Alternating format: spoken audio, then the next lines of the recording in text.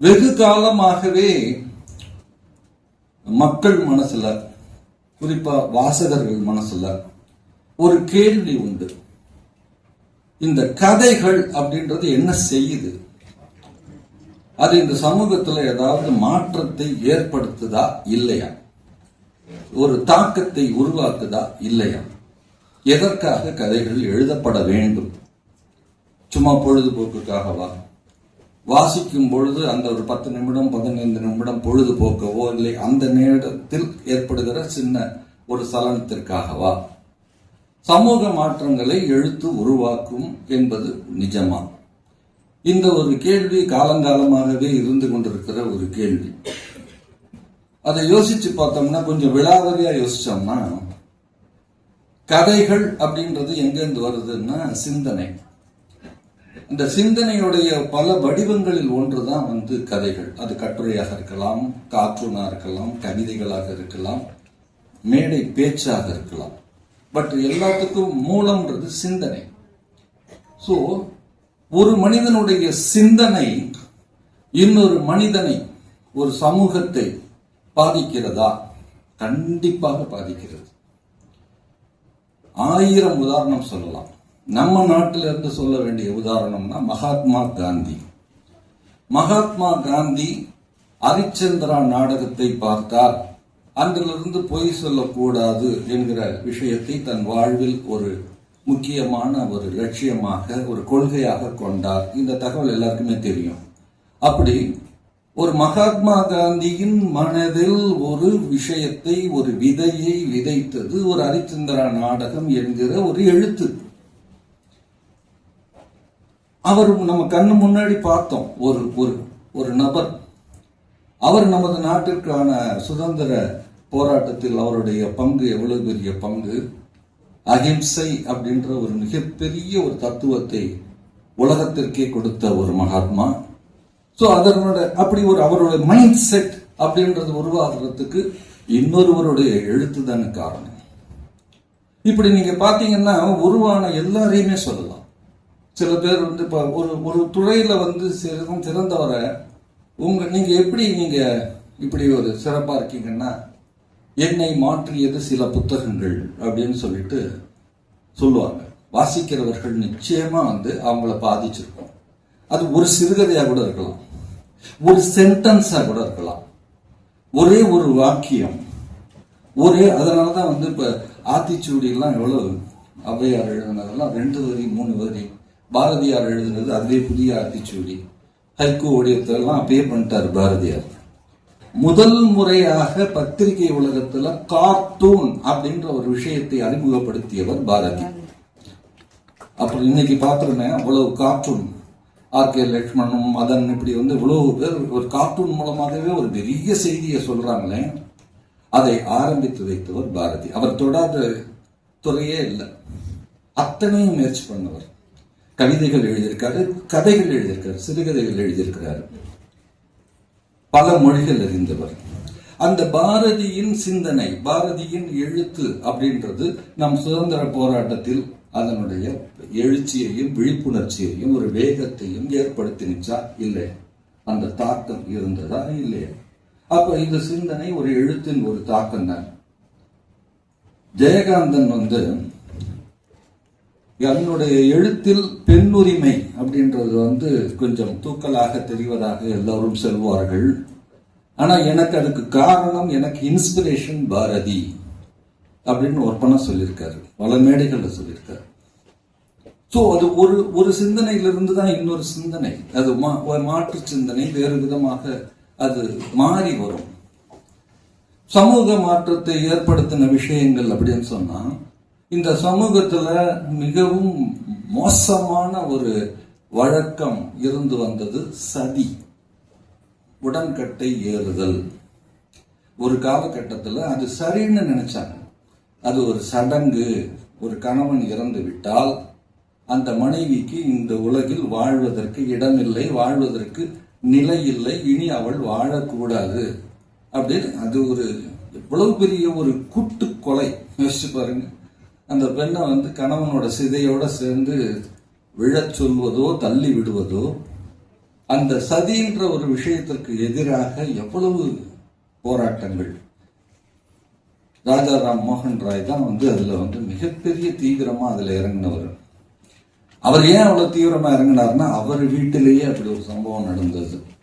அவருடைய சொந்த சகோதரி கைம்பெண்ணாக ஆன பொழுது அது குல வழக்கம் அப்படின்னு சொல்லி இவர் எவ்வளவு சொல்லியும் கேட்காமல் இவரால் நிறுத்த முடியல. அது நடந்தது.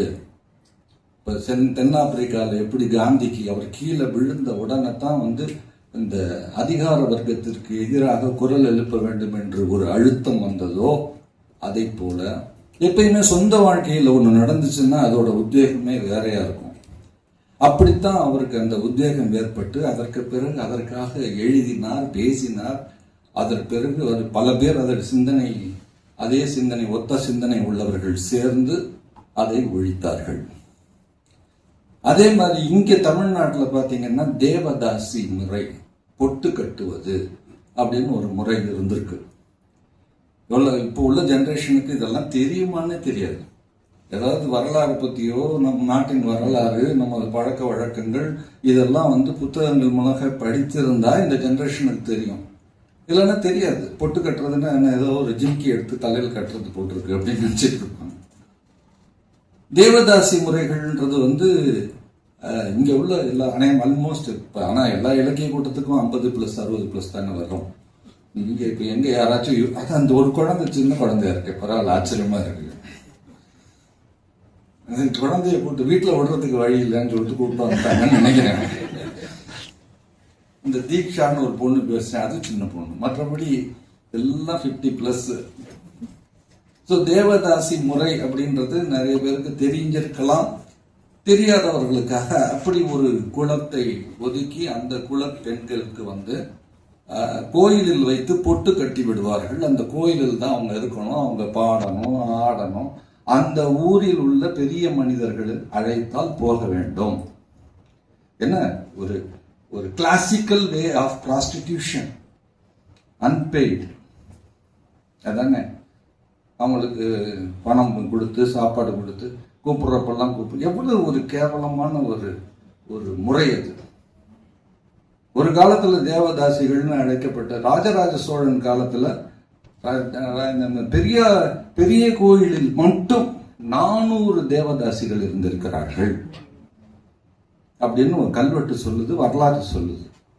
இந்த 400 தேவதாசிகளும் என்ன பண்ணியிருப்பாங்க? அப்ப எவ்வளவு பேரை திருப்திப்படுத்திட்டு இருப்பாங்க. அது என்ன அப்ப கோயிலா இல்ல அது என்ன? What is it? ஒரு காலகட்டத்தில் இப்படி எல்லாம் ஒரு கேவலமான ஒரு வழிமுறைகள் இருந்திருக்கு. டாக்டர் முத்துலட்சுமி ரெட்டி இந்தியாவிலேயே முதல் முறையாக மருத்துவம் படித்த ஒரு டாக்டர், இந்தியாவிலேயே முதல் முறையாக சட்டமன்றத்திற்குள் நுழைந்த சட்டமன்ற உறுப்பினர், இந்தியாவிலேயே முதல் முறையாக சட்டமன்றத்தின் துணைத் தலைவராக வந்தவர்.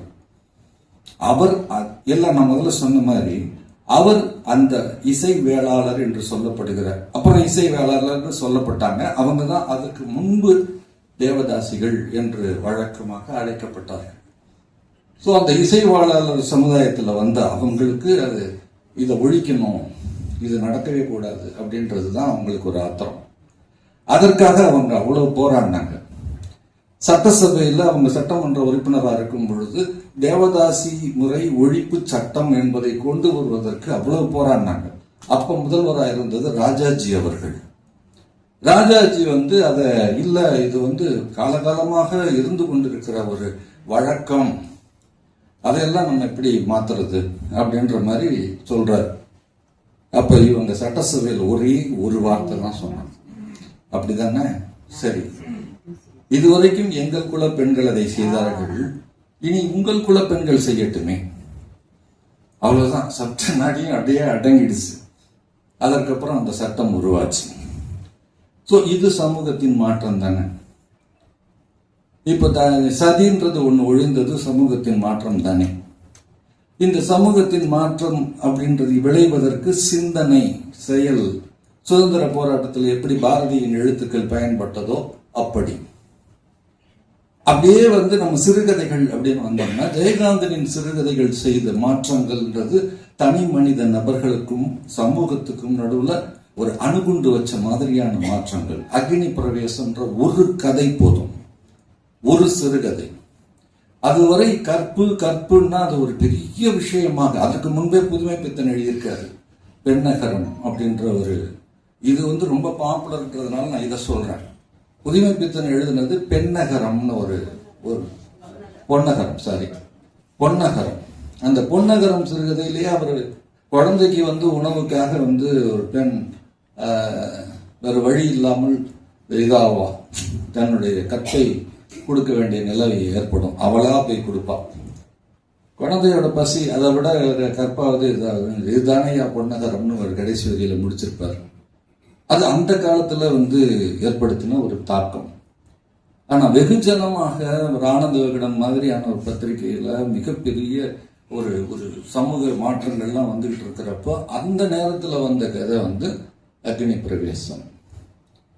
அக்னி பிரவேசத்துல வந்து அதுவரை கற்புன்றது மிகவும் புனிதமானது, ரொம்ப அதை வந்து பெண்கள் பாதுகாத்தே ஆகணும் அப்படின்ற மாதிரி நிறைய கட்டுப்பாடுகள் இதெல்லாம் இருந்து கொண்டிருந்த காலத்துல சரி ஒண்ணு நடந்துருச்சு, அது என்ன பண்றது அப்படின்னு சொல்லிட்டு தலையில வந்து குளிச்சுட்டு வா, நீ சுத்தமாயிட்ட அப்படின்னு சொல்லிட்டு அந்த தாய் குளிக்க வச்சுட்டு அவ தலையில ஜலத்தை அள்ளி ஊத்தின உடனே அவன் சுத்தமாயிட்டா, நீ ஒன்னும் இல்லடி குழந்தை அப்படின்னு சொல்லிட்டு சொல்லுற மாதிரி முடித்த அந்த கதை அவருக்கு அவ்வளவு எதிர்ப்புகளையும் மிகவும் சர்ச்சைகளையும் ஏற்படுத்திய ஒரு சிறுகதை.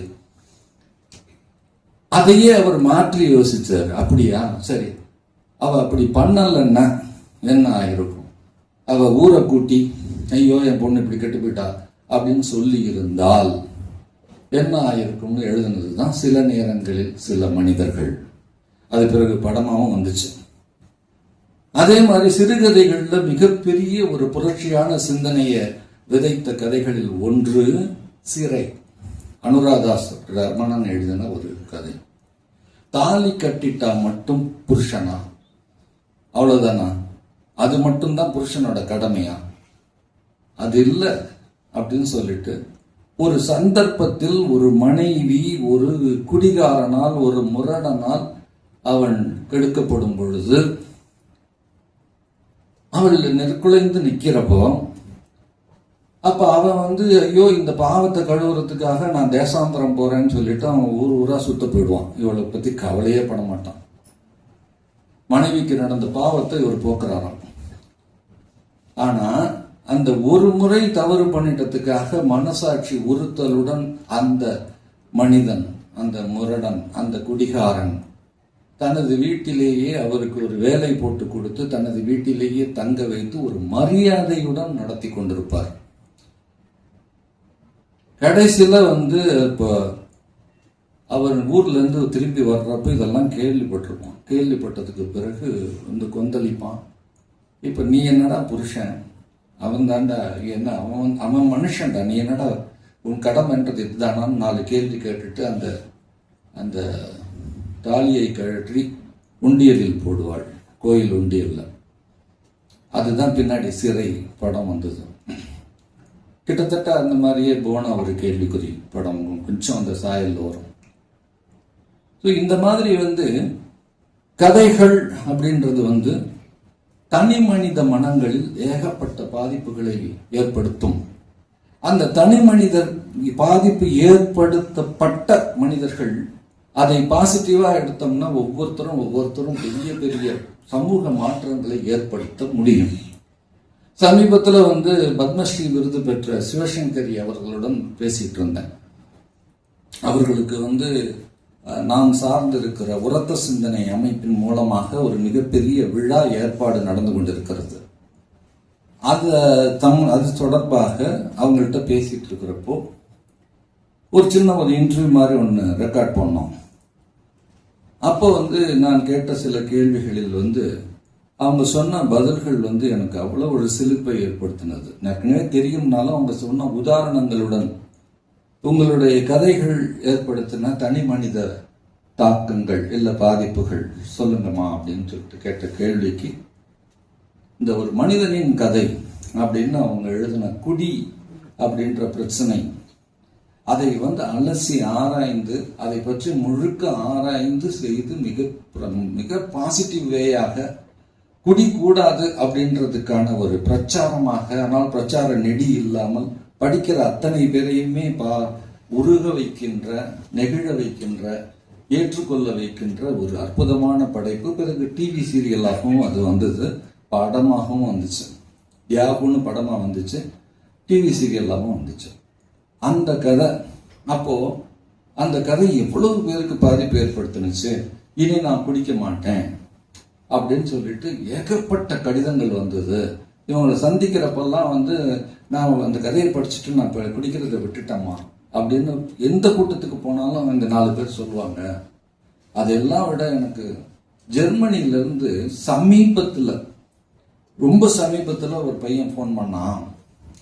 அவன் என்ன சொன்னான்னா, மேடம் எங்க அப்பாவை எனக்கு பிடிக்காது, ஏன்னா அவர் எப்ப பார்த்தாலும் குடிச்சிட்டு இருப்பாரு, அவரை எனக்கு சுத்தமா பிடிக்காது, நான் வெறுப்பேன் அவரை, அவர் கிட்ட வந்தாலே நான் அந்த பக்கம் போயிடுவேன், அவரை திரும்பி கூட பார்க்க மாட்டேன், சதா குடிச்சிட்டு இருக்கிற ஒரு மனுஷன் இந்த ஆளு. நானா சுயமா படிச்சு முன்னேறி இப்படி ஒரு பெரிய ஜாபுக்கு வந்தேன். அப்புறம் அப்ப கூட அவரோட தொடர்புல இல்லை, அவருக்கு என்ன நடந்தாலும் அதை பத்தி எனக்கு கவலை இல்லைன்ற அளவுக்கு வெறுத்து போயிட்டேன். அந்த நேரத்துல தான் ஒரு மனிதனின் கதை புத்தகத்தை படித்தேன். அது படிச்ச அப்புறம் தான் எனக்கு என் மேலேயே வெறுப்பு வந்துச்சு. குடி அப்படின்றது பழக்கம் மட்டும் இல்லை, அது ஒரு நோய். அந்த குடி நோயிலிருந்து எங்க அப்பாவை காப்பாற்றணும் அப்படின்னு நான் ஏன் நினைக்கவே இல்லை. வெறுத்தேனே ஒழிய அதுல இருந்து வெளியில அவரை கொண்டு வரணும்னு நினைக்கலையே அப்படின்னு ஒரு குற்ற உணர்ச்சி எனக்கு அவ்வளவு மோசமா இருந்துச்சு. உடனே ஃப்ளைட்டு போட்டேன், வந்தேன், அவரை பார்த்தேன், அவரை காலில் விழுந்து கும்பிட்டேன். உடனே அவரை கொண்டு போய் அந்த மறுவாழ்வு இல்லத்துல போய் சேர்த்தேன் அப்படின்னு சொன்னார். இதை விட வேற என்ன அவார்டு இருக்க முடியும் பிரபாகர்னு கேட்டாங்க. இதே மாதிரி இன்னும் நிறைய சொன்னாங்க. நான் இப்ப சொல்றது 1-2 தான் சொல்றேன். ஸோ ஒரு கதைகள் என்ன மாற்றம் ஏற்படுத்த முடியுமா? முடியும். தனி மனிதர்களில் நிறைய முடியும். சமூகத்தில் அந்த தனி மனிதர்களால் மாற்றம் ஏற்படுத்திய ஏற்றுக்கொண்ட மனிதர்களால் முயன்றால் சமூகத்தில் மாற்றம் வரும். இப்போ ஒரு கலெக்டர் ரொம்ப சுத்தமானவராக, ரொம்ப நேர்மையானவராக இருந்தால் அந்த மாவட்டம் நிச்சயமாக எந்த தவறும் செய்யாத ஒரு மாவட்டமாகத்தான் இருக்கும். அதிகாரி சரியா இருந்தால் அதற்கு கீழே இருப்பவர்களும் சரியாக இருப்பார்கள். நிர்வாகம் அப்படித்தான். இப்ப நம்ம சகாயம் IAS அவர்களை பார்க்கலையா? நம்ம இறையன்பு அவர்களை நம்ம பார்க்கலையா? இறையன்பு அவர்களோட எனக்கு அறிமுகம் உண்டு. அவர் இங்க சீஃப் செக்ரட்டரி ஆஃப் தமிழ்நாடு அவர் இங்க இருந்தப்போ அவரை நான் 2-3 முறை நான் அவருடைய அலுவலகத்திலேயே போய் சந்திச்சிருக்கேன். சார் ஒன்று கேட்கணும்னு ஆசை, நான் வெளிப்படையா கேட்கிறேன், நீங்க வெளிப்படையா சொல்லணும் அப்படின்னு. சொல்லுங்க சார் அப்படின்னு. இல்ல சார், நீங்க நேர்மை, எதுவும் தவறு செய்யக்கூடாது அப்படின்ற ஒரு கொள்கையில் இருக்கீங்க. நீங்க எக்கச்சக்கமான மோட்டிவேஷனல் புக்ஸ் எழுதியிருக்கீங்க, பேசியிருக்கீங்க, அதற்கு உதாரணமா வாழ்ந்துகிட்டு இருக்கீங்க, எல்லாம் ரைட்டு. ஆனா எக்ஸ்டர்னல் ப்ரெஷர்னு ஒன்று இருக்கும்ல சார். ஏதாவது ஒரு வகையில அதிகாரத்தில் உள்ளவர்கள் பிரஷர் கொடுக்கத்தானே சார் செய்வாங்க. கொஞ்சம் கூட அதற்கு வளைந்து கொடுக்காமல் எப்படி அதை இந்த நேர்மையை காப்பாற்றிக் கொள்கிறீர்கள் அப்படின்னு தான் நான் கேட்டேன். அதுக்கு அவர் கொஞ்ச நேரம் சிரிச்சுட்டு அப்புறம் சொன்னார், அதிகபட்சம் என்ன செய்வாங்க, டிரான்ஸ்பர். அதுக்கு நான் தயாரா இருந்தேன்னு வச்சுங்களேன். இப்ப எனக்கு எத்தனை துறைகள்ல மாத்தினாங்க உங்களுக்கு தெரியுமே. எந்த துறைக்கு போனாலும் அந்த துறையில நம்ம நேர்மையா இருக்க வேண்டியது. இவனை ஒன்றும் பண்ண முடியாதுப்பா அப்படின்ற மாதிரி நம்ம தெரிய வச்சுட்டோம்னா அப்புறம் அணுகுமுறையே இருக்காது. நீங்க முதல் முறை கொஞ்சம் சபலப்பட்டா தான் இவனை விலைக்கு வாங்கலாம் அப்படின்றது புரிஞ்சு கொள்வாங்க. முதல் முறையிலேயே நம்ம எப்படின்றது காமிச்சிட்டோம்னா அதிகபட்சம் என்னங்க பண்ண முடியும், டிரான்ஸ்பர் தாங்க கொடுக்க முடியும். எனக்கு ரிட்டையர்மெண்ட் ஆகிற வரைக்கும் எத்தனை இடத்துக்கு மாத்தினாலும் போகிறதுக்கு நான் தயாரா இருந்தேன்னா அப்புறம் வேற என்ன செய்ய முடியுங்க அப்படின்னாரு. ஸோ அந்த நேர்மை, அப்படி ஒரு எண்ணம் அவருக்கு எங்க ஏற்பட்டதுன்னா அவர் 4 புத்தகங்கள் சொல்வாரா இருக்கும். ஆனா இறையன்பு எழுதிய புத்தகங்களை மேற்கோள் காட்டுபவர்கள் எத்தனையோ பேர் இருப்பாங்க. இப்ப இவ்வளவு சொல்லிட்டு கொஞ்சம் சொந்தமா பீத்திக்கலைன்னா நல்லா இருக்காது. நான் எழுதிய கதைகள்ல என்னென்னலாம் பாதிப்பு ஏற்பட்டதுன்றதுக்கு ஒரு 2-3 உதாரணங்கள் சொல்றேன். முற்றுப்புள்ளியில் ஆரம்பம் அப்படின்ற ஒரு நாவல் எழுதினேன்.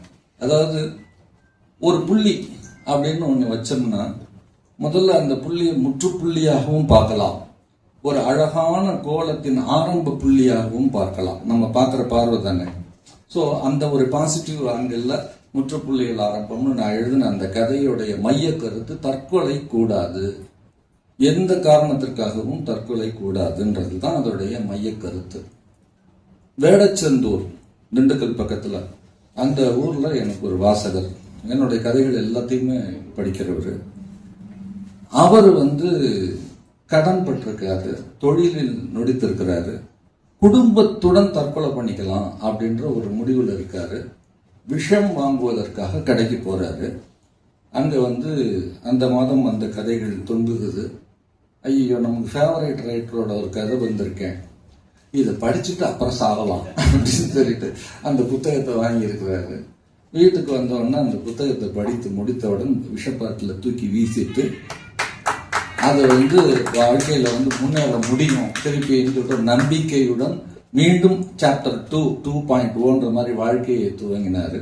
இத கண்ணீருடன் 6 பக்கத்துக்கு அவரும் அவர் மனைவியும் அவருடைய குழந்தைகளும் கையெழுத்து போட்டு எனக்கு கடிதம் எழுப்பி போன் செய்து பேசினார்கள். இது மாதிரி நிறைய இருக்கு. இந்த சீட்டாட்டம் கூடாது, சூதாட்டம் என்ன பண்ணும் அப்படின்றத எழுதினது கதைக்கு நான் சூதாட்டத்தை எழுதுறத ஆடுறது நிப்பாட், கேம்பிளிங் நிறுத்திட்டேன் அப்படின்ற கடிதங்கள் நிறைய வந்திருக்கு. அந்த மாதிரி எழுத்து பாதிக்குமான்னா பாதிக்கும், தனி மனங்களில் பாதிக்கும். அந்த ஒரு பாசிட்டிவ் ஆட்டிடியூட் எனக்கு இருக்கு.